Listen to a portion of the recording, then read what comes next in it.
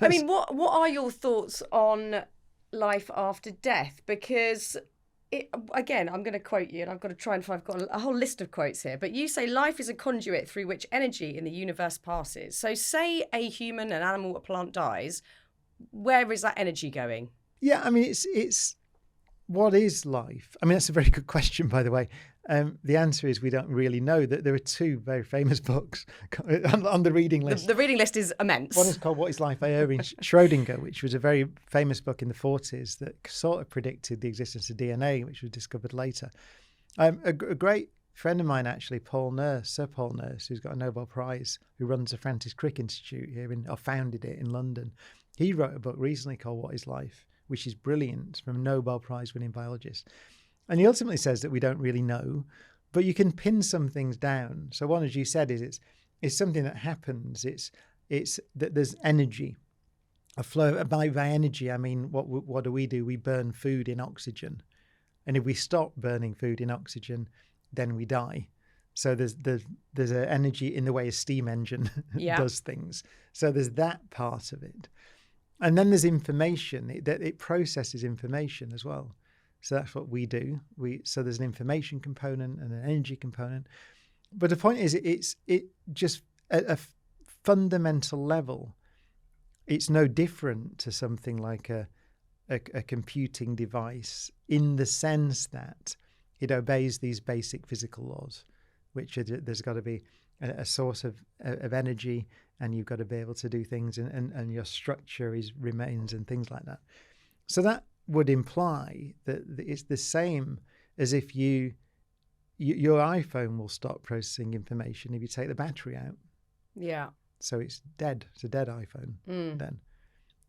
Admittedly, you can bring it back to life, so it's probably not a good analogy because you put the back, you can recharge it, we are which yet we to do can't that do currently. So, but you get the idea is that and this was all the way back in Schrödinger's book. He said this in the 40s.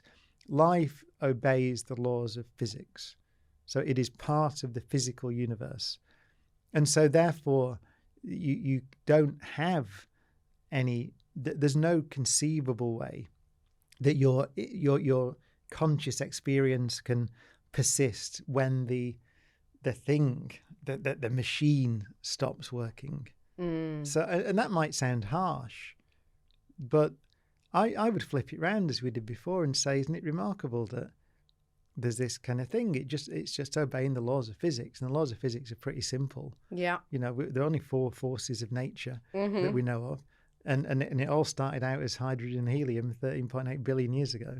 And we've managed to get into these patterns that can genuinely, I really mean it, bring meaning to the universe. Yeah. Do you find that again, personally enables you to look at your reactions to, I'm talking about everyday stuff here, nothing particularly traumatic or extra stressful, but like the everyday, either mundanity or maybe it could be the bombardment of like outside news we're receiving daily, or stuff you've got going on in the family home. Can you look at everything through the lens of science and go, I'm reacting to this because of, my history and the data and whatever? Can you apply it to your own life in that way? Well, no, obviously. I just get pissed off. But I think there is something to be said. Like you mentioned data. So it's quite liberating if you say, like, let's say you don't like flying, for example. So some people don't like flying and you get nervous. But you can actually go and look at the data and find out that it's safe compared to other modes of transport. Yeah. So you could just say, okay, I'm not going to be scared of flying then. Yeah. If you really can trust the data. So it is useful to look at facts are useful. I agree. Data is useful. I know it's difficult, and I know that we all have different, sort of things that worry us for different reasons, and that's part of being human.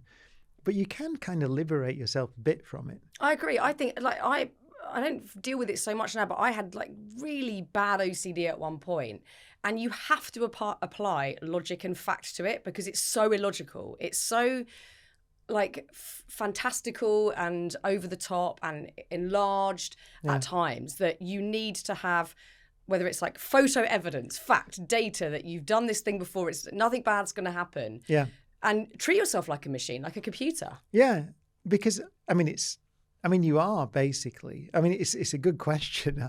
I did talking about the Crick Institute. There's a podcast. I'm not promoting that, but I'll promote it anyway. We're like a very friendly podcast. We'll promote other ones. We did the podcast called A Question of Science, and I love it actually. And it's out at the moment. They're coming out once a week, and it's just at the Crick Institute, and it's just experts on a panel, and I chair it.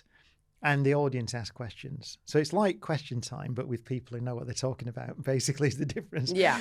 And so we did one for example, can we cure cancer? Because it's mainly, a lot of the Crick Institute is cancer research. And it was a tremendously optimistic program, actually, because you realize how rapid the progress is in understanding this disease, and just looking at the statistics, as you said earlier, the survival rates. Anyway, so we did cancer, aging, dementia, those things. But also we did one on AI, which was really interesting to me, because the question is, is there any difference between us and a computer, let's say? So could you imagine, they call it AGI, artificial general intelligence, that's like us, rather than just a thing that does one thing at a time, which is what we have now. And there was some debate, actually, and the more neuroscience-y people felt that it's really very difficult, that the human brain is much, not that there's anything mystical going on, but it's so complicated, and it's all to do with our experience of the world. It's connected to our bodies. So you can't have a brain in a jar, thing that you could just imagine, just taking your brain out and putting it in a thing and just leave. But yeah, so it's like... So I think the jury's still out on whether we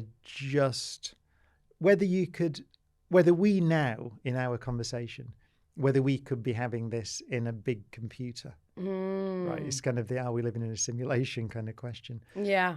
And I think the jury seems to be still out amongst the experts on that. Or whether biology is really difficult to simulate. Our brains are not that different to space in terms of the fact that there's so little we know still. There's so much more to be learned about how it works. It's amazing. I'll probably get it wrong now, but someone was telling me at the Crick about some work they've done on mice, and they're looking at how they smell, the olfactory sort of system. And they had these sort of, they just begin to see that there's little co-processors in the brain. So a smell will come in, and this thing will kind of take that data, which is just it's the same data that comes from your eyes or your ears, right? They're all just neurons going in there. So your brain sort of figures out, what is it? It's a smell thing. It's not a sight thing.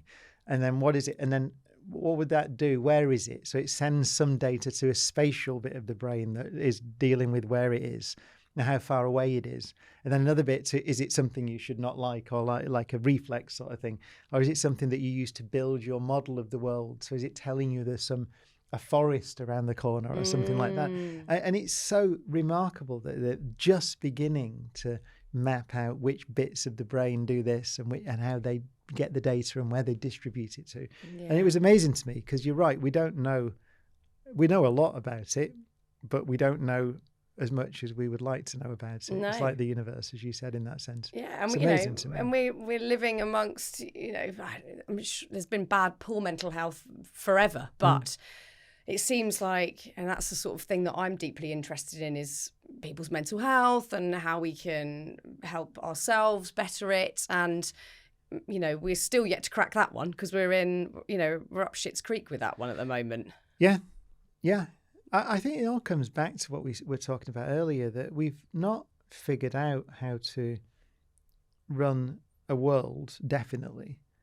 And we've sort of figured out how to run societies, but maybe we're not doing a very good job at the moment. No. And I would guess it's something to do with the rate of change and I suppose social media and things have fed into that, and we're having to live in a different way and interact with people in a different way, and we've not adapted to it. But I think it's the number one challenge that we face, for all the reasons we've spoken about, how valuable this society is. But one of the possible explanations for why we don't see any other civilizations out there is because they don't get very far. So if you think about us at the moment, it's only in the last century, half a century, that we've had the power to destroy ourselves. Yeah. And we've managed to avoid it. It's remarkable, probably, that for 70 years or so, since the invention of the atomic bomb, we haven't used them again. Yeah. After we used the 200 pound. Yeah. But we might do. And maybe there's a theory that essentially says it's too difficult to manage a planet. So when you have so many billion living things, people in this case on the planet, you just can't get along. No. There's too many. Yeah. So I would hate that to be the case, because I think that we're so valuable and so rare. Yeah. But we don't really, the progress we've made seems to be unraveling somewhat at the moment. Yeah. I mean, as we are running out of time really quickly, there's so many different What tangents. do you mean, again, literally running out of time? We are like, the world's the going whole to end. civilization. Yeah. But I think one burning question I have, and this is more from talking to my kids. So my son, who is 12, is bang into science. Like, it's his whole world. He loves it. And I'm constantly trying to learn from him and go back to the drawing board with my lack of scientific knowledge. And my daughter, who's 10, I spoke to her in the car yesterday about this chat today, and what would you ask Professor Brian Cox? And it was all around aliens, obviously. But there seems to be a point in the education system where girls are, whether it's discouraged or feel like they don't have so much of a place in the science world. And we can see that reflected throughout history with the few scientific women that are, historically held up and shown as an example of someone that's done, I think of like Marie Curie, and then I'm sort of out of ideas. How can we encourage women to get more into science, or for young, I think this starts at the school, doesn't it? How can we really focus on that and ensure that we're creating space and room for young women to really find their place in this conversation?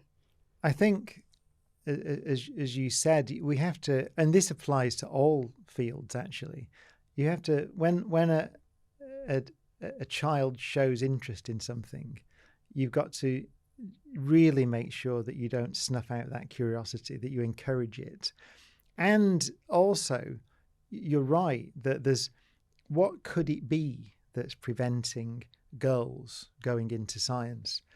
That is quite complicated. And the only bit I know is I was involved a few years ago now in a prize, the Queen Elizabeth Prize for Engineering, which looked at this, because engineering, there's an equal problem, if not a larger problem. And one of the things that was found is that there are unconscious biases from parents. If you think of engineering, your view of what engineering is might be building a road with a hard hat on. Now, that's actually quite high tech now and really interesting. But you might think, I don't want my daughter digging up roads, with all these big blokes or something. So you have preconceptions. Yeah. And so in engineering, that is the case. And so then, and it wouldn't be that, it's very rare that parents would try and put their daughter off for going into something. But your reaction might not quite be quite as encouraging as it should be, because you might be under. And so science maybe has that image that maybe, like being a rocket engineer, for example. And we have a shortage of spacecraft builders in the UK. We're very good at it. It's one of our great industries that we're world leading in.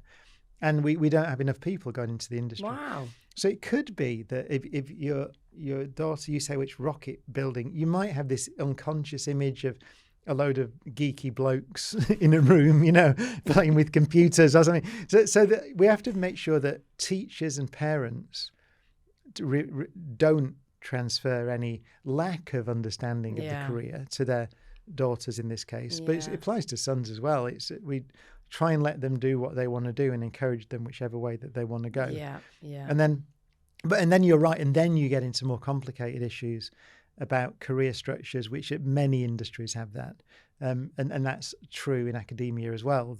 And people try to do that. So yeah, it's a very good question. Yeah. But in terms of real youngsters, I really believe that it's making sure that if your daughter says, I'm interested in astronomy, you go, right, Yeah. So you take them outside and you start to know what the stars are. If you could, you buy them some binoculars maybe, and which you can get, and you can start. You encourage it. I think it's all about encouragement, and not putting barriers in the way. The one thing I would say also is that it's really important as parents that you can. Let's say you haven't been to university. Let's say university. You haven't been to university, and your son or daughter says, "I'd like to do that." Then you can go to the universities as a parent and you can find out what it's like, because you might not know people who've been to university, and that's one of the big blocks actually. And so the universities are really happy if you say, what would happen to my child if they came to, where would they stay? Where would they live? Because you might be anxious about that, and you can transfer that to your child as well.